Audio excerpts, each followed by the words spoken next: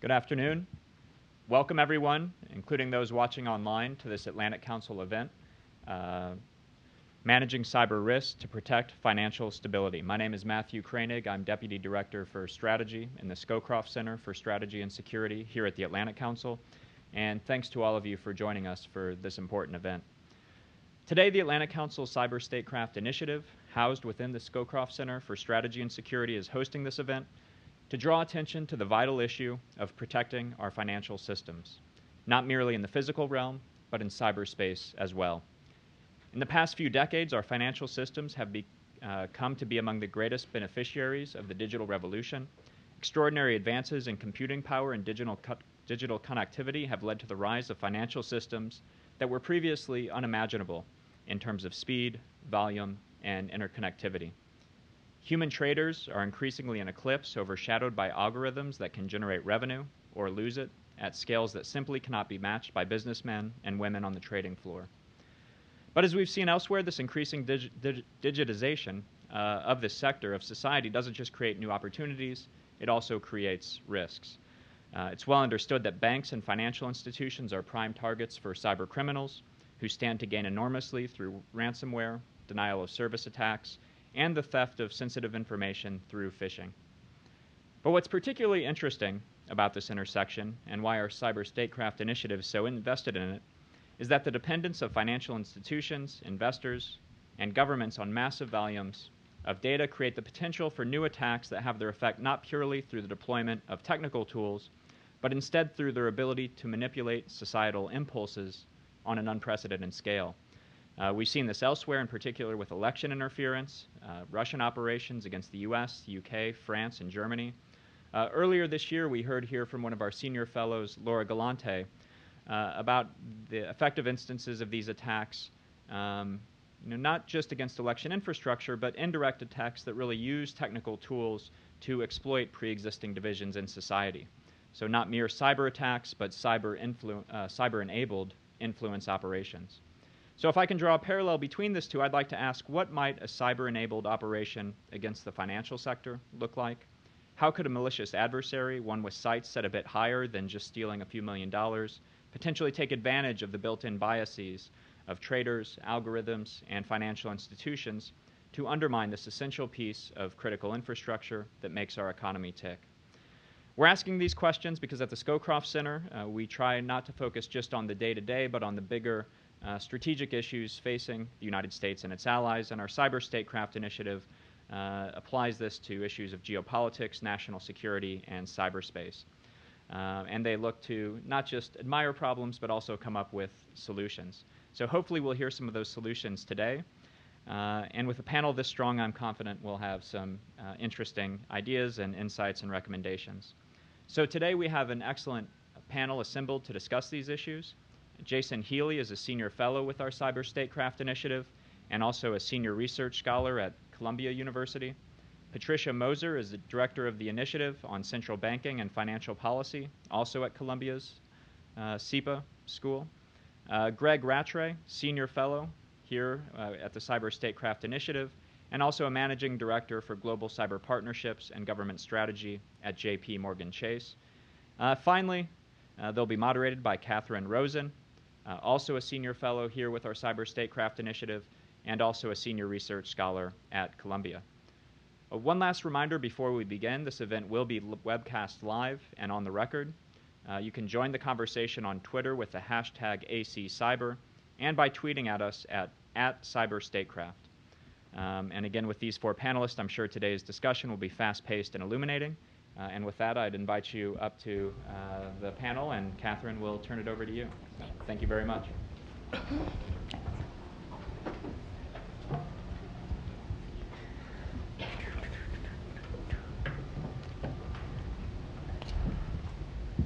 As I spill this.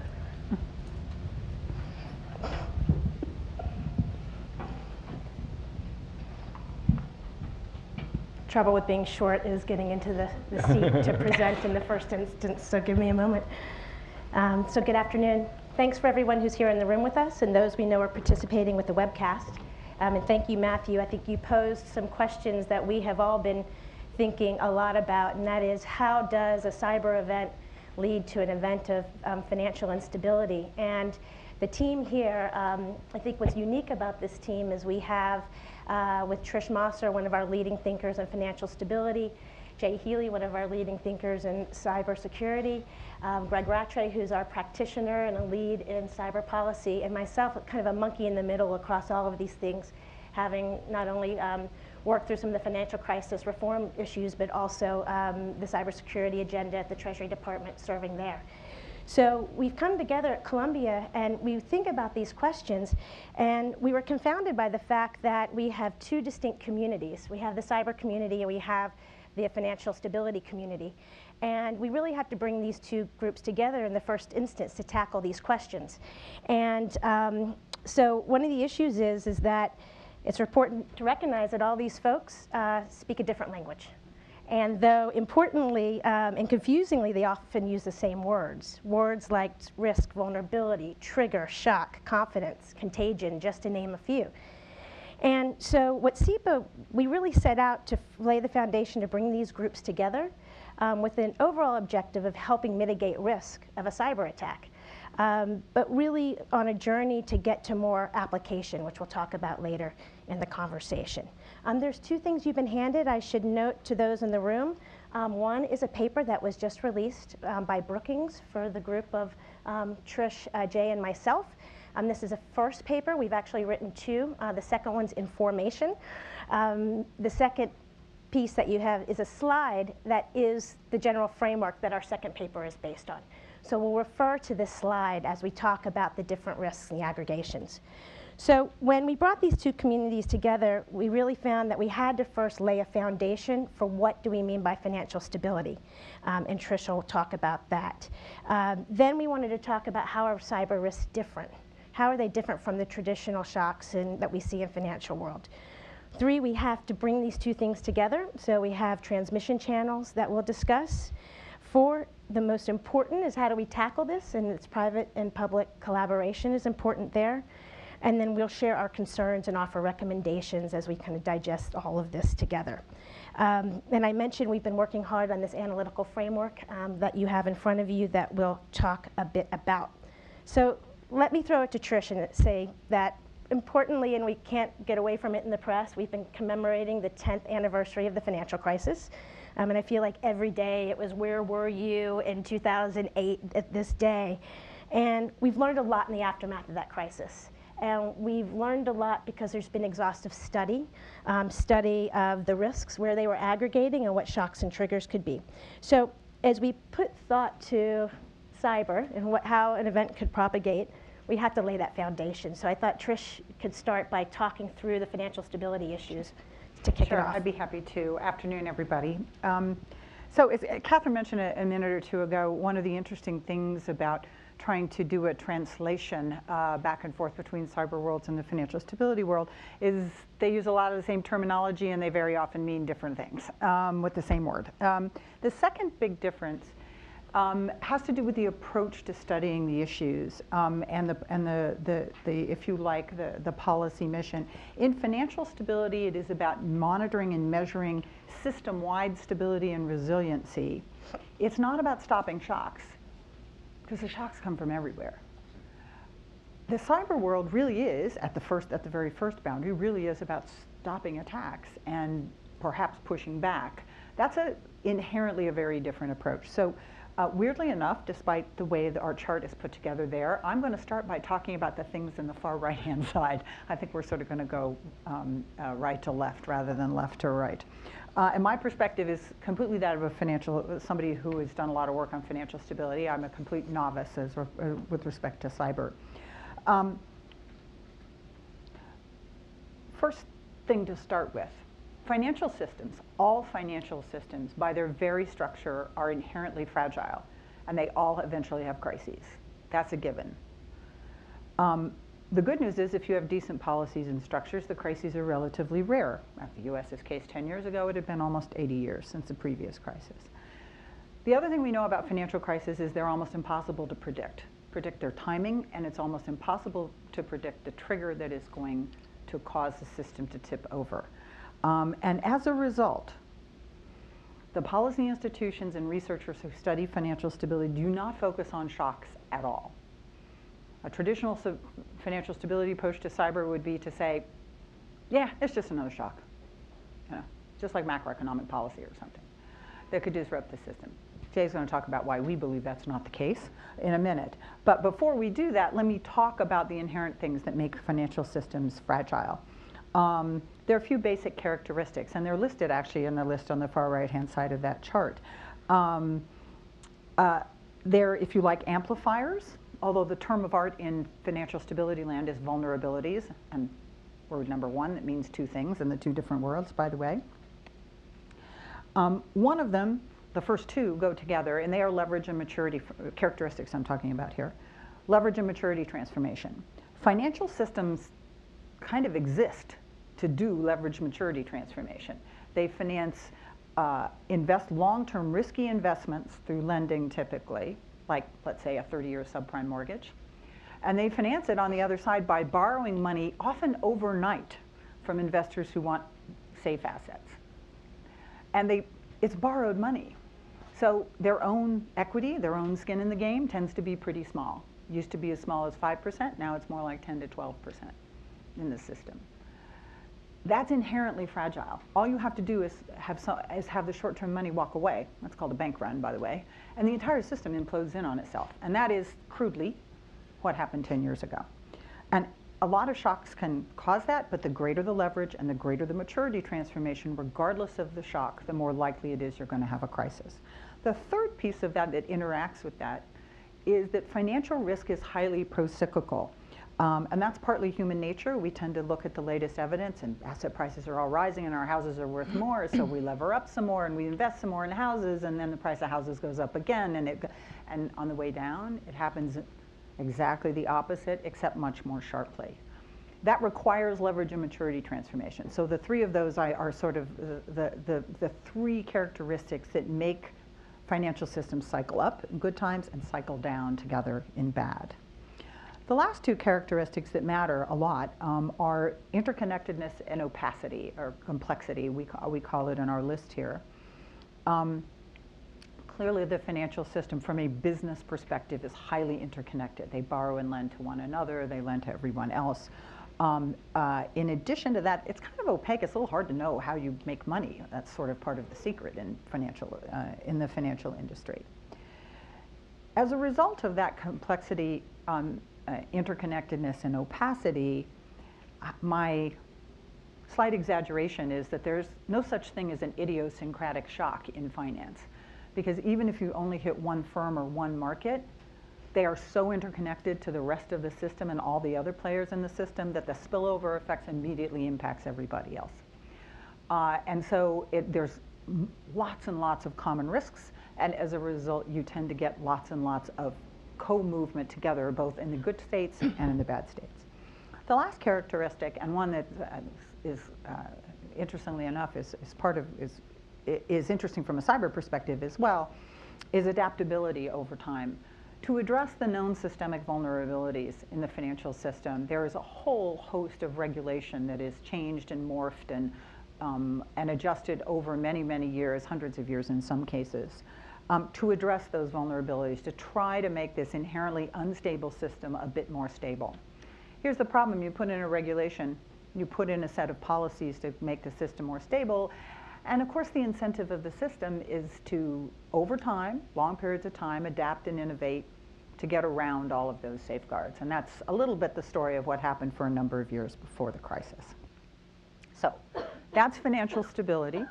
It creates, if you like, positive feedback loops up and down. So how does cyber fit in all of this? Cyber is very much about preventing the shock and its technology transmission, but it's a little bit more, but it's pretty silent on the business decisions, reactions side of things. And of course, that's financial stability is all about that. And so how do we start to bridge that gap? And that is basically what this project has been about. A really key question, I think, is the ways in which a cyber-specific attack and its transmission through technology channels will interact with that economic and financial dynamic, those feedback loops, those accelerants, if you like, within the financial system. That invites a deeper question. How do the financial amplifiers sort of interact and overlap, maybe, with weaknesses in cyber and technology? Are there particular participants or markets or structures where financial vulnerabilities and cyber vulnerabilities are both high at the same time? Perhaps that's a place we'd like to look at more carefully. And finally, last and not least, and then I'll give it to Jay, could specific financial vulnerabilities actually be directly targeted by a cyber threat with the intent to disrupt? And with that question, I'll stop. Sure, I think Trish raised the notion of there's no idiosyncratic shock in financial system. We don't care about the shock. Let's talk a little bit about how cyber shocks are different. How do they propagate crises in a different way? Because I think it's a key element to how we think about this whole transmission channel into a crisis. Yeah, it's interesting, and I'll mix up the order to pick up on this and how I was going to say. It's interesting, on the cyber side, we don't have, it's one of the things that's different about cyber is that you've got, we tend to think of the shocks as, or a shock happens here and it cascades. And one of the things that's interesting about cyber, and that's maybe how it happens for us too in many ways, but we also have common mode failures, and Bruce Schneier talks about this a lot, right? We're all dependent on the same technologies, and one failure that's going to affect one system actually affects all of the systems. And we saw this a few years ago with like the Heartbleed vulnerability, right? It was affecting one of the main ways that you can do encryption on the web that underlies a lot of e-commerce, or like the Kaminsky DNS bug that was discovered that he discovered a couple of years. Sorry to use the nerd terms, right? But you have this thing that affects not just one place that then cascades, but that affects everybody across the whole system at the same time. And we tend not to think about financial crises in that way. It's not just going to affect a particular market; it affects everybody that's using that system. But really, and we really highlight that in this paper, is if there's one difference that we're trying to talk to the financial stability crowd that's different about cyber, is intent. You're actively contending with an enemy that does not have your best interests in mind. And as bad as financial crises might be, generally everybody is saying, like everyone's operating in their own self-interest, and that might lead in a direction that causes or exacerbates the crisis. But it's not the intent of the players to initiate a crisis or to exacerbate the crisis that's going on in general. And that's exactly what you might have with a cyber adversary. And I'll come across some colleagues that will say, but yes, who would want to do that? Like the cyber criminals, even Russia or other adversaries, they're all making money in the system. Who would want to crash that? One is we don't always do the things that we intend when we do cyber attacks. And you could easily make mistakes or miscalculate in what you're going to do, not pet your WannaCry. As examples, or that strikes me as a very 1914 kind of argument, right? That, oh, we're so interconnected, everybody has a stake in the system, nobody's going to want to upset the apple cart. Well, you know, if U.S. sanctions, for example, on Russia get so severe that they say, you know what, you're not going to deal us into your game, we'll just flip the table over, it's certainly something that might happen. And so we talk about that in the paper, especially this, how adversaries might initiate or exacerbate a crisis. And also, the adversary might, in a normal financial crisis, your adversary is not actively contending against you. So if we have our playbook that in a normal financial crisis you do these things, we haven't necessarily built into those that someone's going to be pushing back and actively working against us if we patch these vulnerabilities, that they're going to come up with some other way to reattack us and cause more harm. And if there's one last, and I think we're doing better at this in cyber, and you had talked about this, how it's not necessarily translated into the business. It's not as true as it used to be that businesses treat cyber risk as an IT issue. It's increasingly making its way to the CEO level on the board. We're not there yet. But even then, we're largely treating it as an enterprise issue. And I think we're still behind where finance is, of saying, like, for example, prudential risk. You know, what's the risk to the whole prudential regulation? What's the risk to the entire system, and how can we bring the risk to the entire system down? You know, finance has models for that. They've got regulators for that.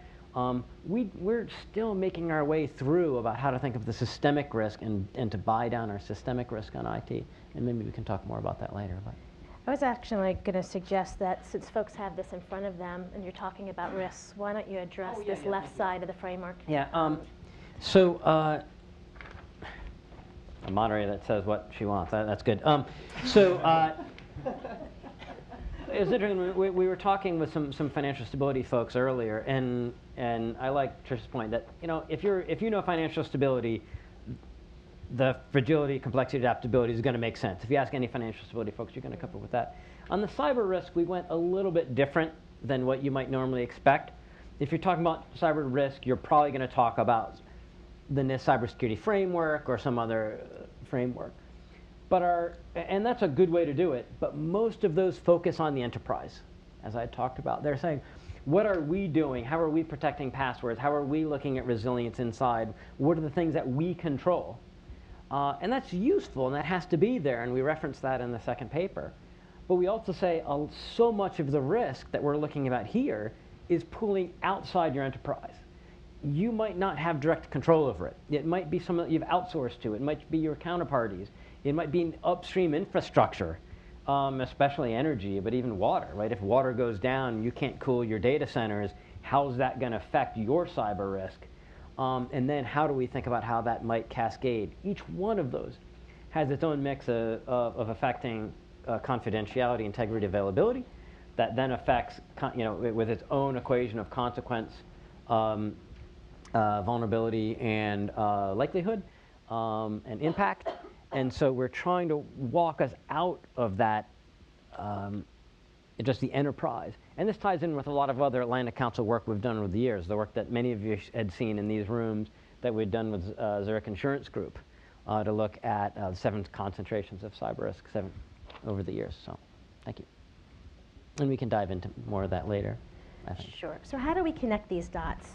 Trish spoke to laying the foundation on what financial stability is, and we know this is almost doctrinal at this point in the terms of how the financial stability community looks at this. We also work through what the cyber risks would be, or what this shock could be, so to speak.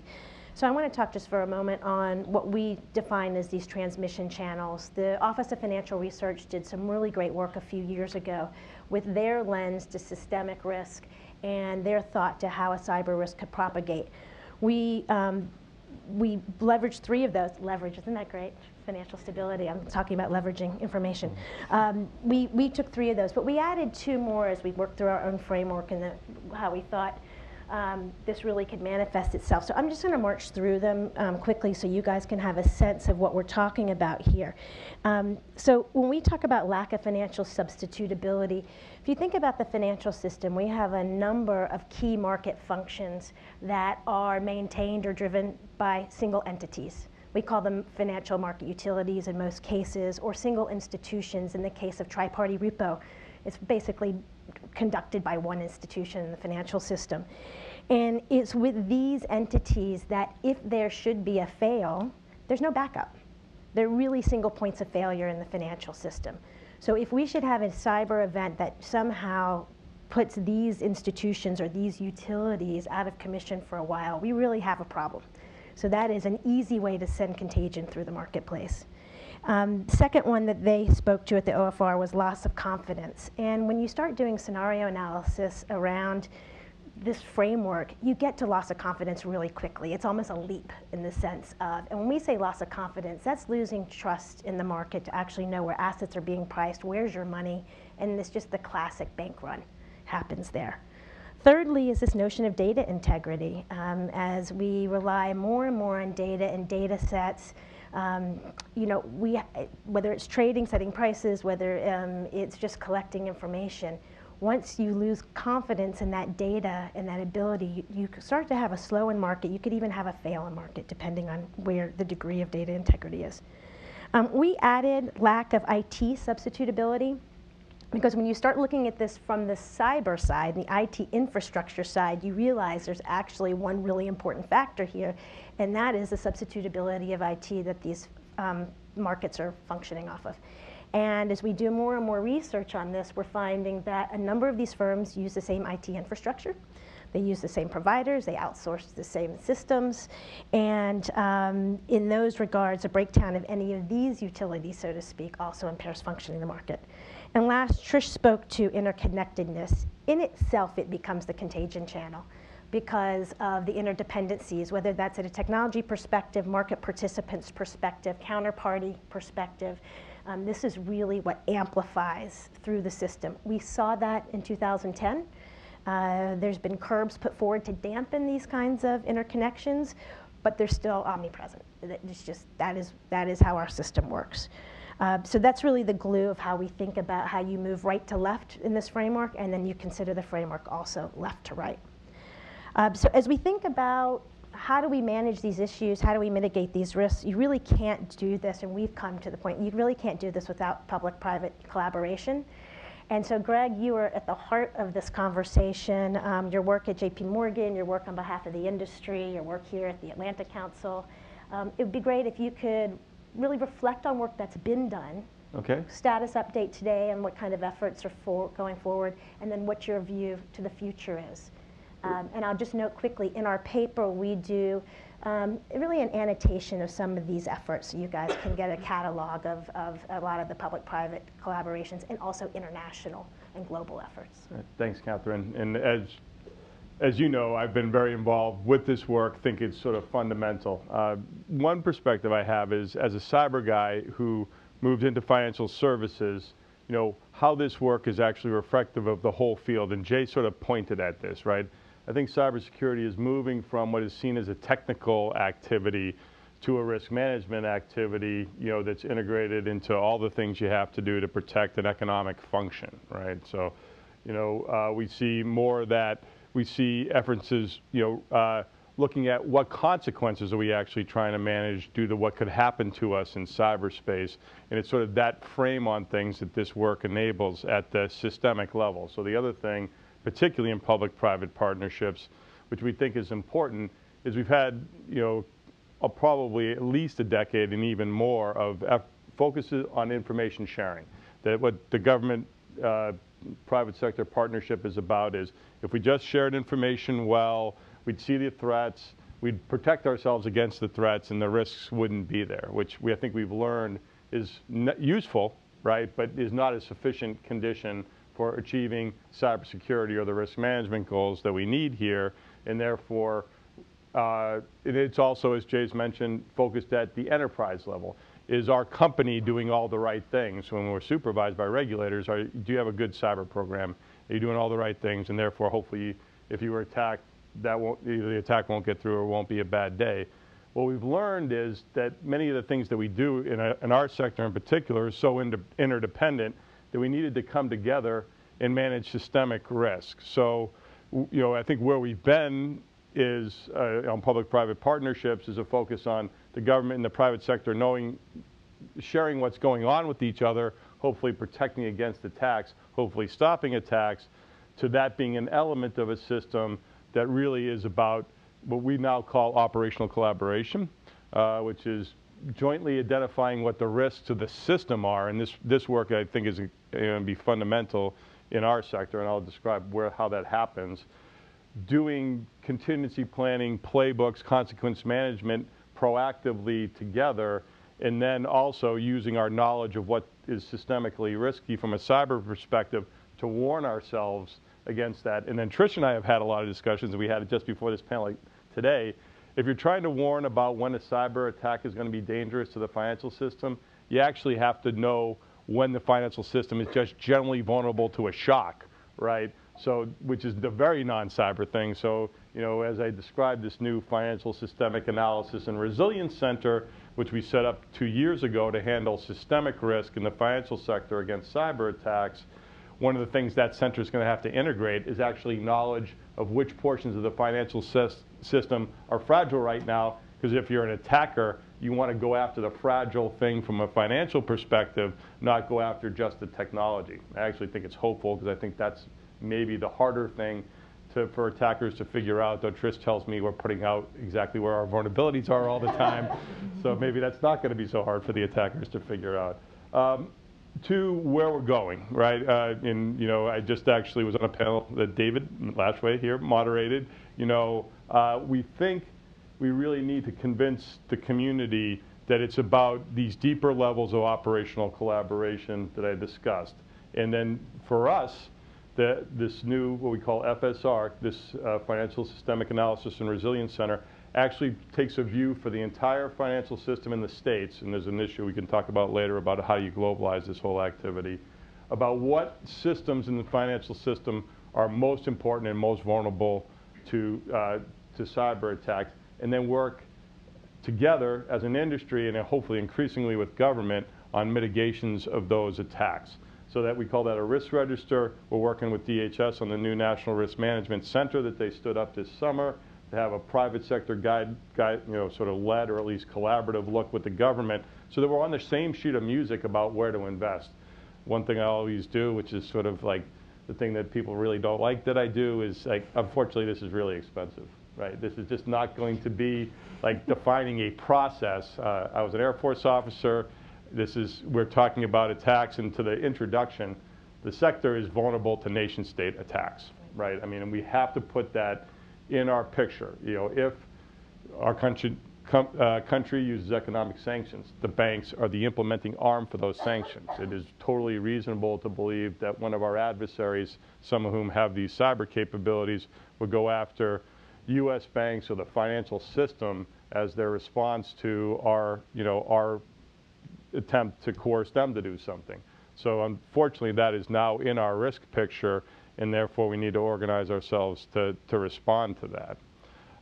So again, the issue is these sorts of risk identification, modeling, and then this is where I'm going to end, but also contingency planning and practicing these sorts of investments at the stage where you're mature and you have more confidence that if something really bad happens, you're going to do well in response, takes significant effort and investment. And I think both, everybody needs to recognize that, and I'm not sure the investments are there. I mean, a lot of progress has been made. People, both government and private sector, are spending more on cybersecurity. The question is, it's scaled up to meet the challenges that we now have already upon us. Where this work is very critical, this risk register I mentioned needs to be driven by an analytical framework, and that framework has to be about protecting financial stability. Right now it tends to be about what are we worried about from a technology perspective, what's a cyber bad day look like? Then, yeah, that would probably cause financial problems. Let's look at it also from what do we know will cause the financial system to be problematic, and how do cyber threats potentially create unique risks, and how do we manage that? Like, how can we put dampers in the system for what cyber attacks would cause, what accelerants that cyber attacks like public confidence can really undermine quickly? How do we manage those sorts of things, looking at it from a consequence back perspective as opposed to a shock forward perspective? So, the team here is working closely with, again, this new center, and hopefully all of us in the sector, to try to take the thinking and integrate it into how we do systemic risk management. At the risk of ripping up the script for 1 second, Greg, I want to ask you an additional question to reflect on, because both Jay and Trish mentioned business decisions and how this really gets to the heart of how do you manage these issues in the event that there is a cyber shock or the like. How are the firms doing in terms of bringing these two communities together at a micro level? We're talking macro today, we're talking systemic risk, but we have to make sure the bottoms up is also working.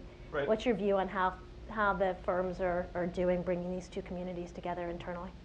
I think it's a work in progress. I think there's real strong efforts in at least most of the large institutions, right? And some of these are actually sort of conjoined with increasing regulatory, interest. In the UK, there's the UK regulators have put out a discussion paper on what they call operational resilience. And the key question is, do you know how your key business functions are mapped to your impact tolerance, and are you stress testing whether you can respond effectively? So it's exactly the same sort of thinking. So I think the challenge, I recently had an opportunity to talk to what's called the Basel Committee on Banking Supervision about this, is a lot of work has been done to make technology resilient in the face of different sorts of technical shocks. The question is, these cyber attacks, we haven't seen the type of things that we know are possible, right? We haven't seen coordinated, coercive attacks against any sector, but we've seen what happens when Sony gets hit by a destructive malware. We've seen the the consequences of even unintentional damage from something like NotPetya getting into a company's infrastructure.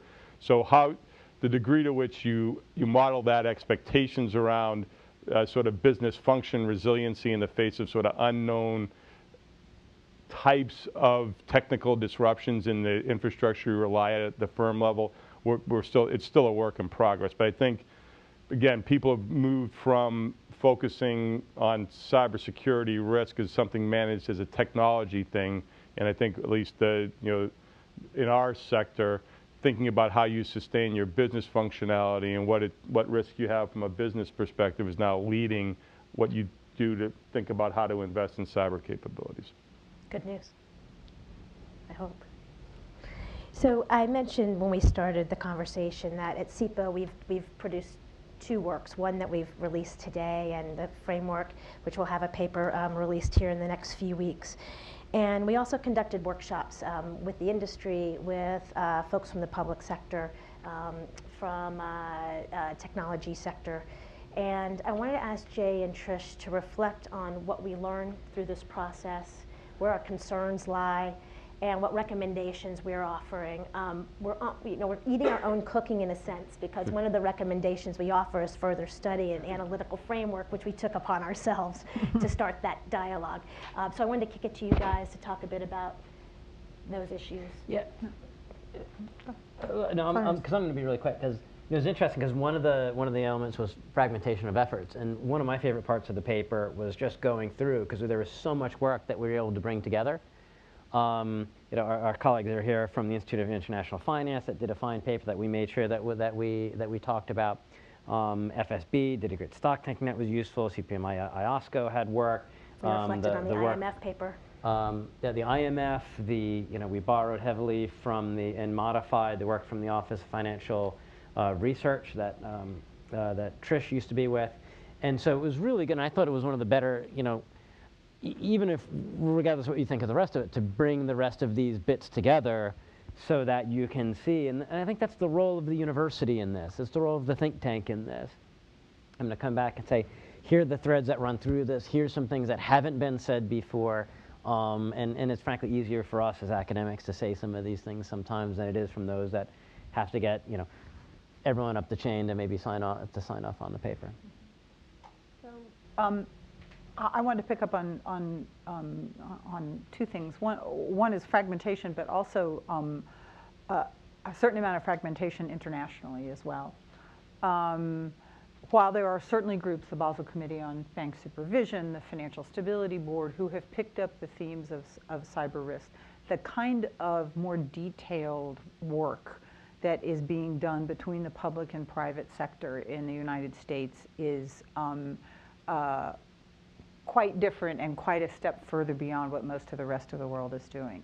And one of the many, many things that we learned from the crisis 10 years ago is there's no such thing as a domestic financial crisis anymore. There are only global ones. The fact that the closest collaboration internationally, based on my knowledge, others can correct me if I'm wrong about this, the good news is between the UK and the United States, which is important because those are two of the largest global financial centers where all of the large global financial institutions do business and have large shares of business. But even that leaves a lot of holes, and it leads to at least the potential for unlevel playing fields. There's a long history in the financial sector of unlevel playing fields and sort of rules of the road and expectations across the world, leading to all kinds of strange behavior happening in different places. So pockets of risk, whether they in this case be cyber or financial, ending up in the places where the oversight is less and the rules are less tight. And so I think that is a concern going forward. Particularly if the types of attacks continue to grow in sophistication. I mentioned at the second thing I want to mention is, and that we talk about in the paper that was released today, is related to my point about adaptability earlier, and in particularly new technologies, which are both great opportunities in finance and also obviously carry increased risks. That's true of almost any financial innovation. We can go past back, I mean, hundreds of years in finance. And almost any time there's an innovation, that's done both for efficiency reasons, but also it very often brings along some unintended consequence and risk along with it. And I think particularly in the nexus of financial stability and cyber risk, that is something that everybody should be keeping an eye on in the coming years. Those were my biggies in terms of concerns. Should I go ahead and start with a recommendation or two? Okay. And these recommendations are in our paper. The first one gets to a point that Catherine brought up at the very beginning, which is about terminology. And we really want to applaud the Financial Stability Board for publishing literally a lexicon. But it's still a pretty financial stability-oriented lexicon, and I'm biased in that direction anyway. So I think it's a wonderful first step. But it would be very good if it was almost, I almost want like a translation, you know, between terminologies of the two things. We think that would be incredibly helpful. The assessments of the interaction of cyber transmission of vulnerabilities, sorry, I always use my hands when I do this, and financial stability transmission of vulnerabilities is the really big, hard, not going to be done quickly issue. Where do these things intersect? And I think in many, many markets, really key markets, ones that we think have both financial stability risks and potentially are vulnerable to cyber attacks, we've only begun to do that work. And so I want to reinforce something that Greg said about the work that FSARC and others are doing in thinking through scenarios that I think that's really critical. This is an enormous, complicated problem, but you have to sort of start someplace. And that seems to me to be a pretty reasonable place to start. I would add that when you think about what could be more complex than IT infrastructure and the financial system coming together, and now I'm going to do Trish's Matrix.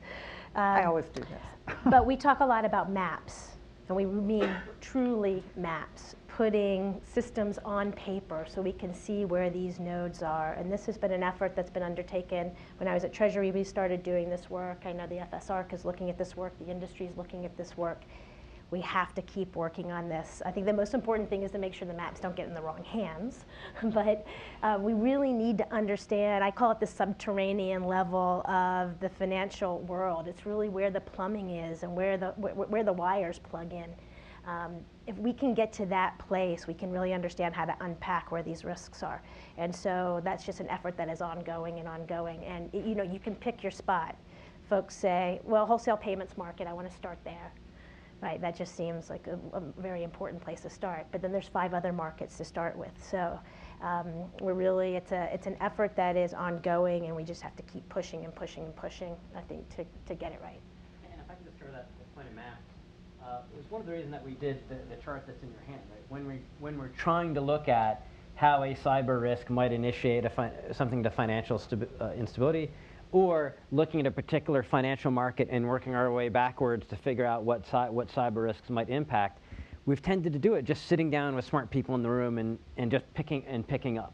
And so what we really want this chart to be is that map, so that you say, all right, if we have to do this analysis, we start here. And that way, so we've got a framework, so that it's repeatable, it's transparent, so that that first 2 hours of the meeting where everyone's sitting around and say, well, where do we start? How do we do this? You've got a place. Trying to reduce the cost that we have to put into this so it becomes more repeatable, it becomes more transparent, it becomes easier for us to do these kinds of assessments. We need a lot more of that kind, but at least you got to start somewhere. Thanks. Yeah, I just want to reinforce that. I mean, certainly we who are paying for it would like it to be more efficient and repeatable, but I think the notion of it being transparent and the fact that everybody knows how you got to this determination that this is the priority set of risks or this is risky on something that is very complicated, having an analytic model or methodology that you can discuss, and particularly so that the private sector and the government can get to the same sheet of music, as opposed to if you convene a set of experts and they sort of determine what makes them feel uncomfortable, and that's the basis of the register, that's not sufficiently repeatable, and even just trying to draw out why they thought these things were this and come up with sort of the basic rationale. We need something that's more analytic, and this sort of work, and this is one of the reasons we were huge supporters of it, is sort of on the path to making that happen. So. And you know, the chart can also be, or that methodology could also be used to think about exercise scenarios, right? If something's going to affect here, then how does that get transmitted here? And you think through your exercise scenario and say, okay, that's a useful scenario. Right? An exercise of the model is actually accurate, Yeah. right? So. Yeah. Great. So we've spoken a lot here. We'd love to hear from you all. So we'd like to open it up to Q&A. If you would, when you raise your hand, let us know who you are and where you're from.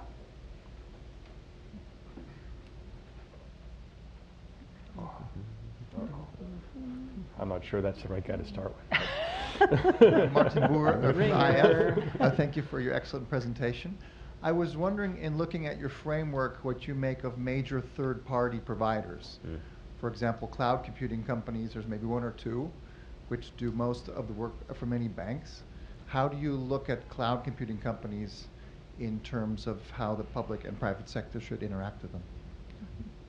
I mean, I know you guys have, I mean, this is why you added that as a transmission mechanism, right, as a sort of IT substitutability, but I'll let you guys talk to it. I can jump on that. So we look at cloud as both an amplifier and a dampener in this system, in this framework. A dampener, when we say amplifier and dampener, that's a risk to the system, risk to the environment.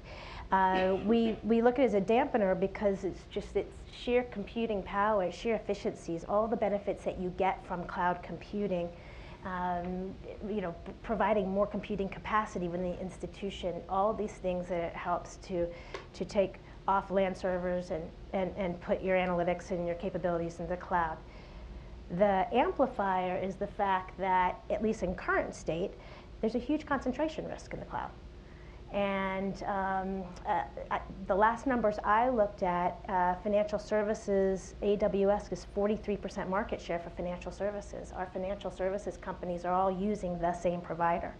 Now there are techniques, they'll argue, that you can wall off different entities from each other, and there's protections and there's compliance and there's all these different elements. But the bottom line is we have banks using all the same cloud providers. Greg, I'd love for you to jump in. Yeah, no, I think I need to a bit because I mean, this is front of mind, particularly with supervisors, you know, as a technology risk, right? And I think you've got to understand two things. One, we've been asked whether is cloud different than other third-party risks, and you can look at that, sort of answer that yes or and no, but I would tend to say no. And in the thing that is very simple is you don't rely on one cloud provider. I mean, when you outsource many things, you don't have a single telecommunications, for example, you don't use just one because you need to have resiliency, right? So I think you know, that is something that can be managed, the concentration risk. Now, again, there may only be 4 that you think even get in the game, but if you, again, this gets back to the expense. If you use 3 of the 4, and that's a significant diffusion of your risk.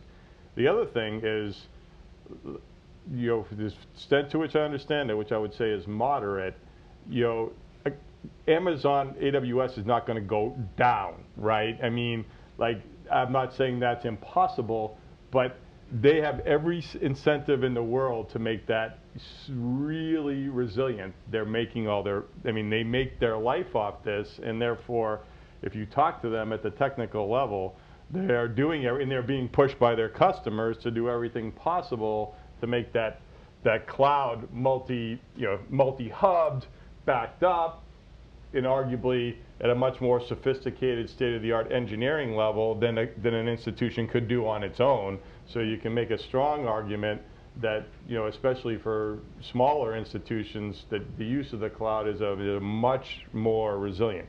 The concentration exists, obviously, if one of them even went down, you know, it would be a bad day, you know, but like, devil gets in the details, like, how is this cloud going down, and how over-dependent were the institutions that are using it, and how resilient is that specific institution? And my gut feel is this is probably a risk that's magnified in people's minds a degree more than the sort of operational reality that's emerged. And I love those points. I have to, and I agree with all. I have two cautions though. One is not just where the bank has outsourced and is using the cloud, but where we're outsourcing to others or we have reliances on others that then have reliances on others that have reliances on the cloud, and you might end up having these correlations in places that you weren't maybe expecting them. Finance will get better at finding those because we care. I'm actually more worried about that than necessarily the other sectors that aren't driven by the regulators and supervisors to go look at that. And on Greg's main point, that how much the cloud providers are spending to make sure they stay up. Lehman did a lot to make sure that it stayed up too. It had survived a lot longer than these technology companies did, and was just as sure about its survival, its continued survival as an ongoing operation at the end of the day, and yet here we are. So I mean, they're putting a ton in. That's why the cloud is so awesome as a dampener for this risk. But I'll make one other note, and it was Trish alluded to uneven playing fields from a regulatory standpoint. We have jurisdictions now coming forward with guidance in legislation that particularly speaks to cloud, cloud computing, and what that regulatory environment looks like. We do not have that in the United States.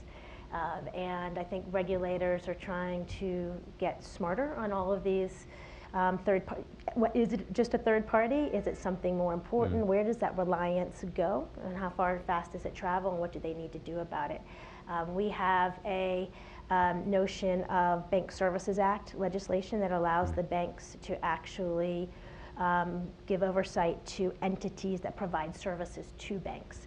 So it could come to a place where the banking regulators could in fact have the cloud providers in their oversight regime through this legislation and this authority. So they haven't used it yet, but we will see where that goes. Other questions? Yes. Hi there, my name is Jonathan Nichols. Cybersecurity people aren't currently being trained to speak in terms of business risk. I'm wondering if there are any plans to assist in trying to get cybersecurity people to learn how to speak in terms of business risk moving forward. A plant for you? no, it's not a plant. JP. And I'm just silently He's giggling to jumping myself. out of his seat right now. Because many of you know our colleague Neil Pollard. He's going to be teaching at SEPA next semester a business cyber risk class. So how do you understand the board? How do you do metrics? What's the role of insurance? And especially the class project on doing a NIST cybersecurity assessment. So SEPA, we got this. Broader than SEPA, then are there SANS classes that are doing this? Is there? Well, again, I'm not sure that might reflect sort of the old school, like where do you get cybersecurity training? Well, the technical stuff SANS has been leading on. I mean, again, the field is moving in that direction, right? Do we need to do more to teach? And it's a level. I mean, you're still going to need highly technical guys to take apart malware, and they don't really need to speak.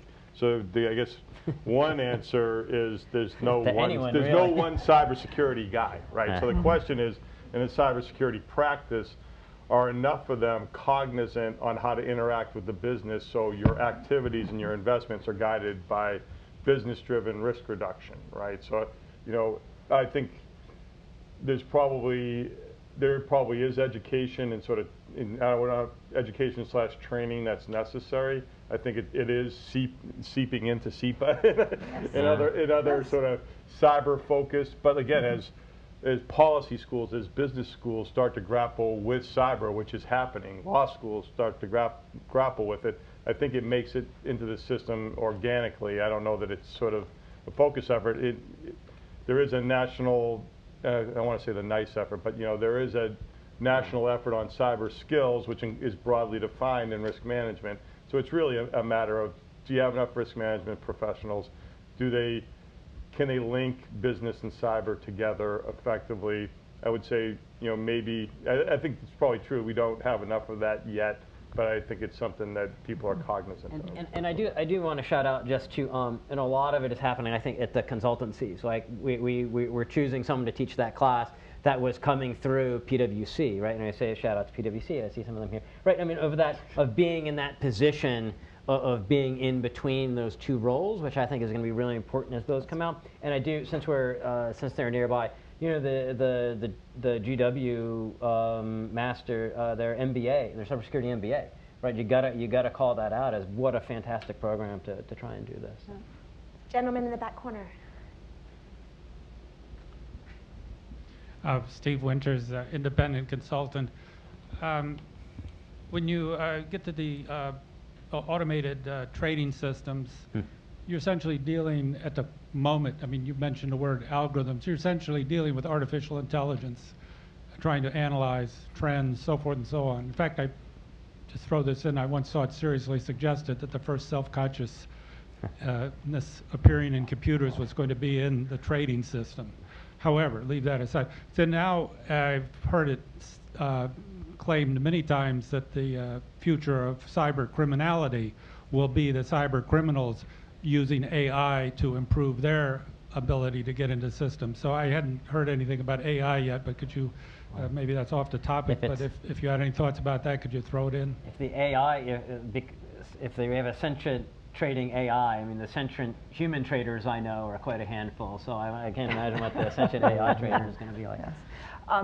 So a couple of small observations. I'm not an expert on AI at all, but certainly the most of the algorithms, including the fast ones, but frankly, much more traditional, the sort of algorithms that a human being could actually monitor in time, including those that include some AI and machine learning pieces of it, have the unfortunate consequence that they have the same both statistical and human failure, that they tend to be pretty pro-cyclical, regardless of the cyber, the potential for cyber criminality being associated with that. They tend to extrapolate a lot from very recent trends. And so the thing I mentioned at the beginning, that they're trend chasers, up and down. One of the things that's very interesting that happens, as an example, in high-frequency trading firms, when a piece of macroeconomic data is released by the Bureau of Labor Statistics or the Census Bureau, if it's an important piece of data that will move markets, most high-speed algos are turned off when that data release comes out, because they're not exactly sure how it's going to react. And then they wait until the markets respond, and then they turn the algos back on. So they flourish in taking advantage of small deviations for the most part, but handling really big shocks is really not their comparative advantage, even absent cyber. So it's an interesting question. I don't know who's studying it, but I just want to make the observation about the way that they're used. You're quite right. I think, unfortunately, it would exacerbate anything that would happen on the cyber side. And I gave my smart-ass answer before, so now I got to be serious, because Kathleen's not going to. You just needed a break to gather your thoughts. So if we go back to the amplifiers and dampeners, and it goes back to some work that we'd been involved with before on it was called the New York Cyber Task Force, where we were looking at, all right, so we've got these innovations, right? So we're doing, in cybersecurity, for example, we're going to push AI for security analytics and the rest. And we said, on balance, is that going to help the attackers or the defenders? And it's an open question whether or not AI on our side is going to help the attackers or the defenders. We know we've got to do it. We have to do security analytics. We have to get defense faster. But personally, I thought there's probably more sign that it's going to help the attackers better than it will us. So I think it's the right question to keep gauging this. And I especially use that to go to my cybersecurity colleagues when they say AI will save us, and say, well, yeah, but the attackers are saying the same thing. The AI is going to save us, and which one of those is right? Gentleman here. Hello, I'm Kamal Thomas with the Carnegie Endowment. I briefly wanted you all to touch on the role of small and medium-sized businesses, financial institutions, and their whole role in addressing financial stability. And then also, throughout your research, I want to know if there's any existing models looking at the loss of confidence and how that can create shocks in the financial system. Trish, you want to start on the small? Yeah, so I'll make a couple of comments on them. Loss of confidence, a classic bank run, which is the wholesale market version of a classic bank run, is what happened in small bits before Lehman and then massively after Lehman's failure 10 years That's the definition of loss of confidence, is no one trusts anyone. And finance at its basic core is about borrowing and lending, which means you have to have some kind of faith that the person that you're lending to is actually going to pay you back. I actually think J.P. Morgan said that. Most important risk you have to manage is counterparty risk. He didn't use those words, but that was the gist of it. And when you don't trust the other side, the financial system just goes in on itself. Lots of things could cause that. I'll let others talk about perhaps some of the cyber risks that could do it. But sometimes just a loss of faith through large enough losses and a decision that you don't understand what the risk parameters are of what you're doing in finance will cause the system to pull apart that way. The small and medium-sized businesses, particularly in finance. Generally speaking, one of the characteristics of financial crises is that the biggest shocks and propagations and the biggest losses happen after either the failure or near failure of really large institutions that are close to the core. So Fannie Mae, Freddie Mac, Bear Stearns, Lehman Brothers, WAMU, you could tick off the list from 10 years ago. However, if everyone has the same risk, even if they're all many idiosyncratic players, you can have a wave of many small firms who can, in terms of financial stability risk, actually cause the same kind of dynamics as just a few very large ones. For example, let me give you an example from 10 years ago. Money market mutual funds. The biggest problems in money market mutual funds started actually with one of a moderately big fund that broke the buck, meaning it couldn't pay back $1 to its investors who'd given them $1 the day before. The contagion immediately went to everybody, no matter how big or small, and the run hit everyone at the same time. The same thing happened in the Great Depression of the 1930s. It was almost all the banks were small and medium-sized banks, and they all got run, and thousands and thousands and thousands of them went bankrupt and closed. Now, there wasn't deposit insurance back then, so that was one of the reasons it was so much more severe. So you can get similar risk exposures and similar looking small institutions to end up causing the same kind of fragility as a large concentrated system. It's more likely with a large concentrated system, but you can certainly have it both ways. So that said, traditional banking with traditional safeguards, small and medium-sized banks tend to have deposit insurance, they have their capital regulations, they have simpler business models, and so they're not viewed as a large systemic threat. But they do have pretty common risks, which means they could amplify things quite a bit. But they don't tend to be the biggest drivers. That's the sort of current consensus, but I just want to point out that there are counterexamples to that occasionally in history. I'll add one more point on that, and I'll say that it was hypothesized when we started having these joint industry, foreign, government, and private sector conversations that it was the small and medium-sized enterprises that could actually be the origination of a problem that would transmit into the larger entities. So, but that also had an assumption that they weren't keeping up with cybersecurity. They weren't doing the right things. There was a system where a smaller institution may not be, affording themselves all the protections they needed, and by plugging into the larger institutions, they could be a propagation mechanism. So it was always, let's make sure that the smaller institutions have access to all the same threat intelligence, or part of the industry-wide organizations. They don't know what to do with it. So I think that this is, I want to segue off of this. That was where a lot of this started in terms of were they a transmission mechanism themselves into a larger problem. Right, which I think, I want to talk about transmission, and I think there's two levels of which each of you have hit at different, I think are hitting at different sort of things. And then I think there's this big policy issue, Kamal, about like, if with limited resources, how much do you invest in systemic things versus try to make everybody safe, right? And in Catherine, maybe I'll start with the last.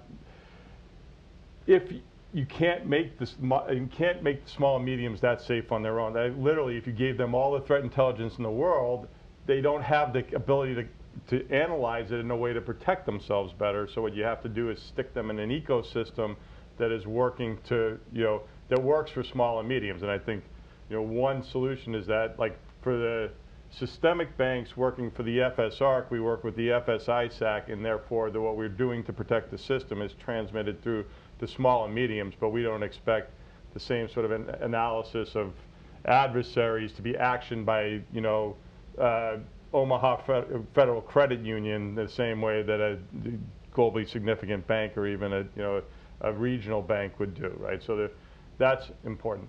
I do think we're going to have to wrestle with, and I think the answer is relatively clear.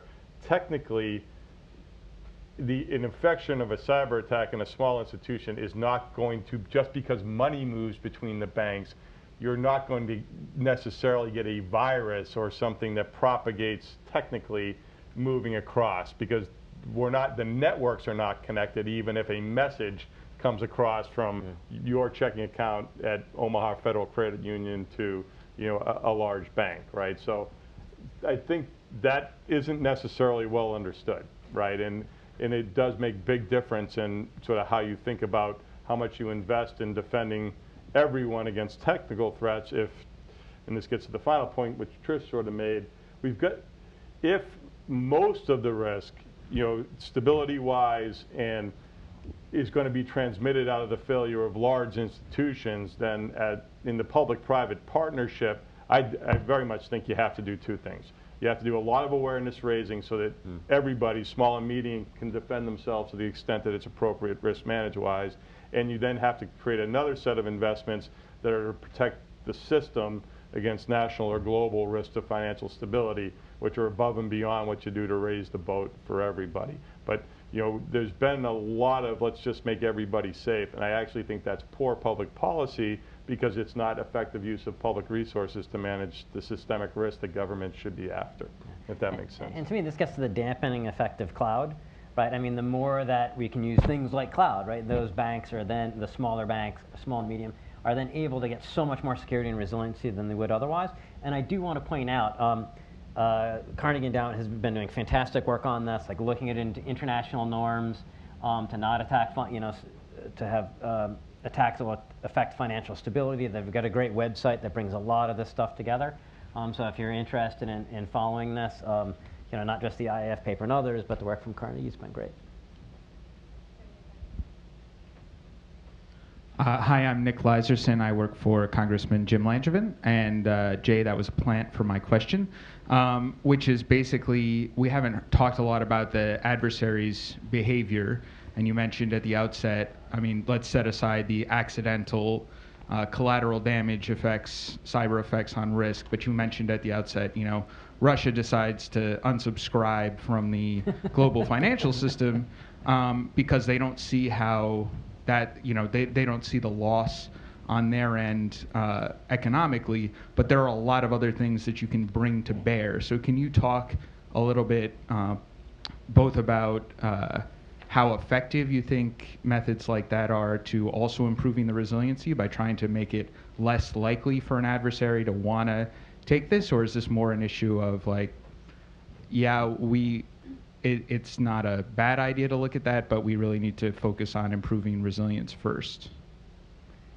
Yeah, so where my brain was going in that, I don't know if that you were leading me on this, you know, it is now the policy of the United States to use counteroffensive cyber operations to affect adversaries' attacks against us.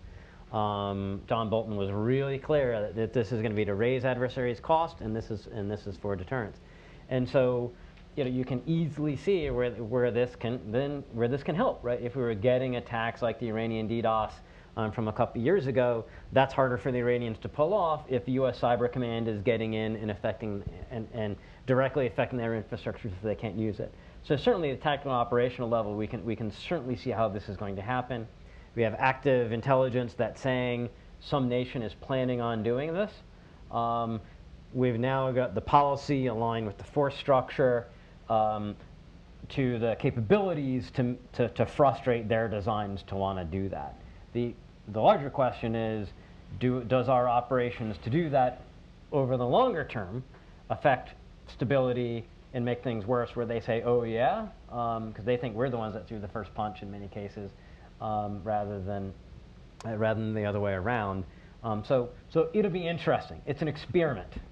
to say that this will help. And so we'll see it. Yeah. Oh, well, yeah.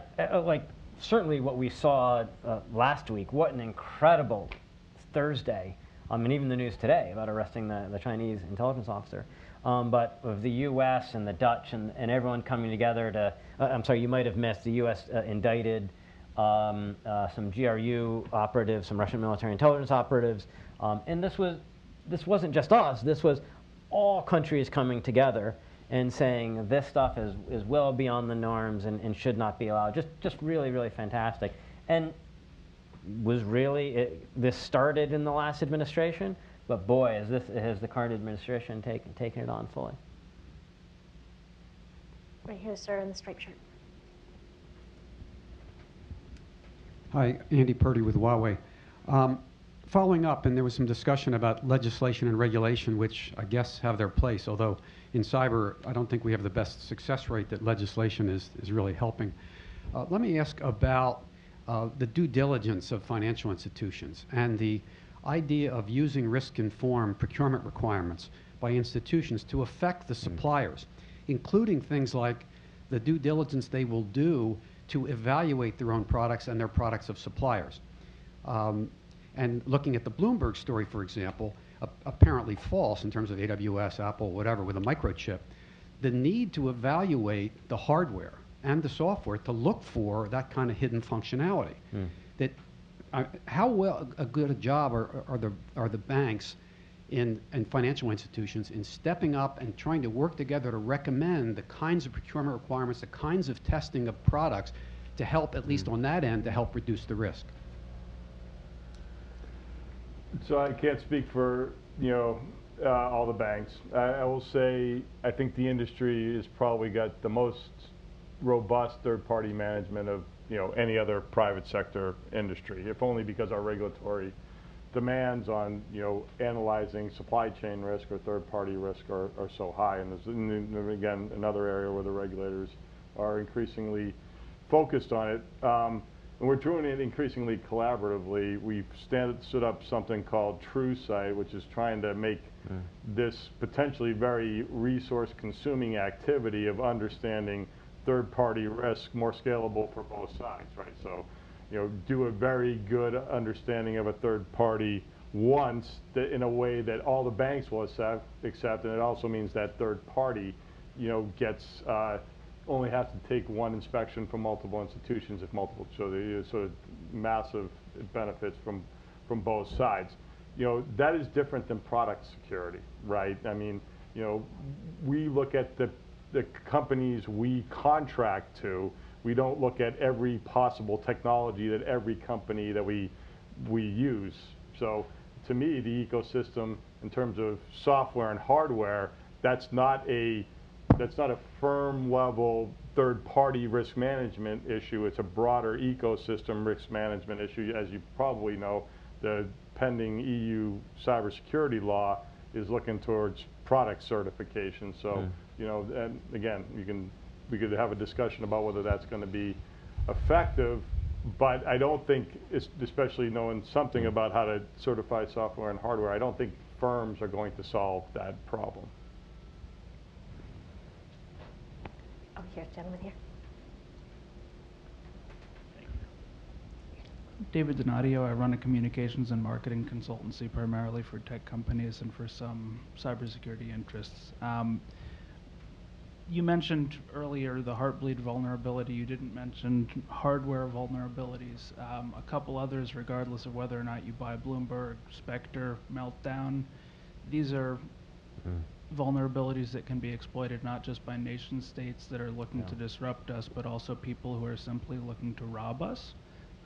SWIFT has been hacked, for example. Well, SWIFT, the institution, wasn't hacked.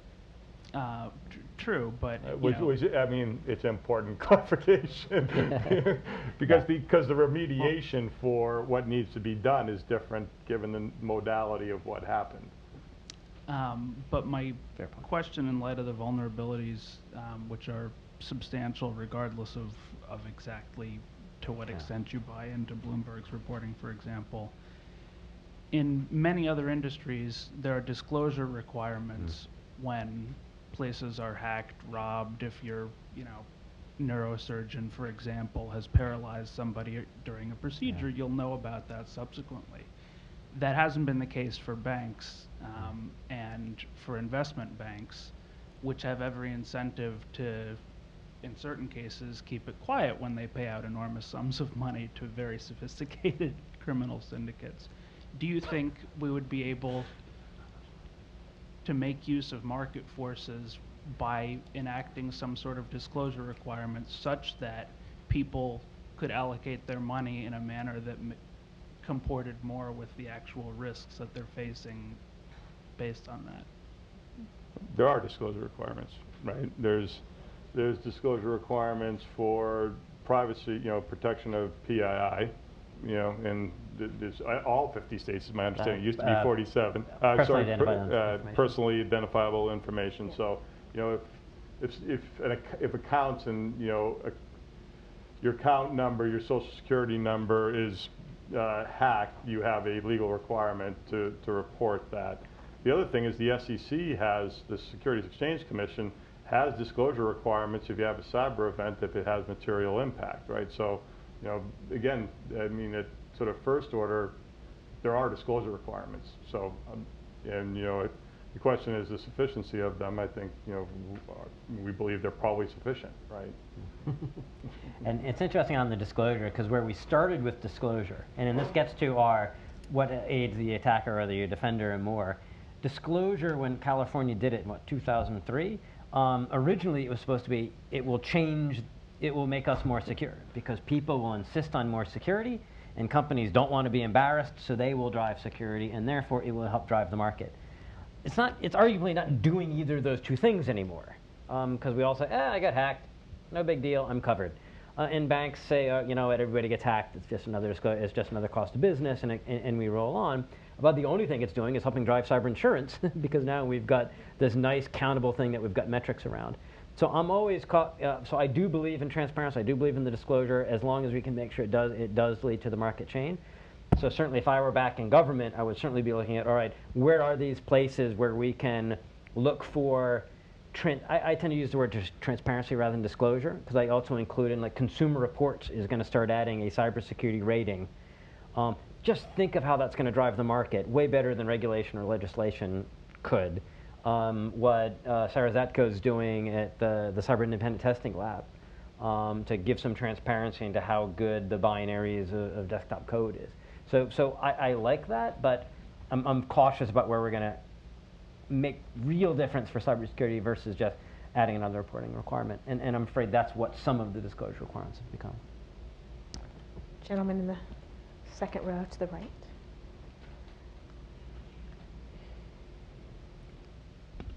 Thank you. J.D. Work, Marine Corps University and Columbia SIPA.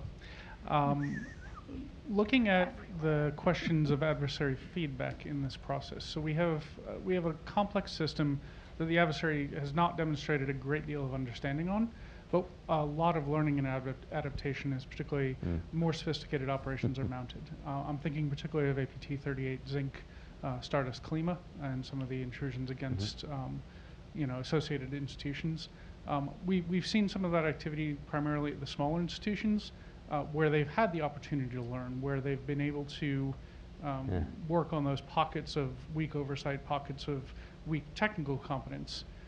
Do we see the same potential learning cycle for adversary learning of means and methods for applying that systemic pressure that we're concerned about?